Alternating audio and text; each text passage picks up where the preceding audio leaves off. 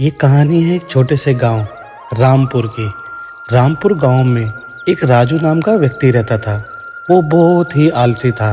उसका बस एक ही काम था, खाना खाना और सोना। एक दिन राजू एक पेड़ के नीचे आराम कर रहा था। तभी वहाँ से एक भला आदमी गुजरा और उसने उससे पूछा, अले भाई, तुम इतनी गर्मी में क्या कर रहे हो? क्यों, तुम्हें नहीं दिख रहा है मैं क्या कर रहा हूँ? भाई, कुछ काम काज क्यों नहीं करते हो?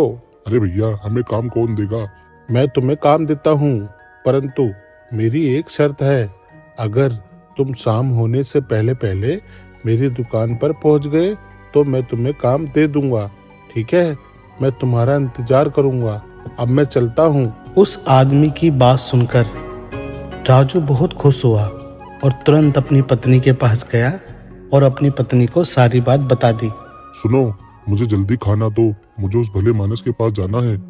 उसके कुछ समय बाद राजू उठा और उस भले आदमी के पास जाने लगा। रास्ते में उसे कुछ दोस्त मिले। बात करते करते समय बहुत बीत गया था। राजू को याद आया कि मुझे उस भले आदमी के पास भी जाना है। कुछ समय बाद उस दुकान की ओर चलने लगा। चलते चलते बहुत समय बीत चुका था। कुछ समय बाद राजू उस भले आदमी की दुकान पर पहुंचा और देखा कि उसकी दुकान पर ताला लगा हुआ है और शाम भी हो चुकी थी। तो दोस्तों, आप इस कहानी से क्या समझे? हमें समय की कदर करनी चाहिए। समय बहुमूल्य है। जो लोग ये बात समझते हैं वे कभी भी असफल नहीं होते।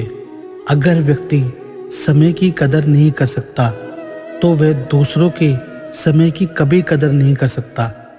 अर्थात आलस छोड़कर अपने काम से जुड़ना चाहिए, तभी इंसान अपने लक्ष्यों को पूरा कर सकता है।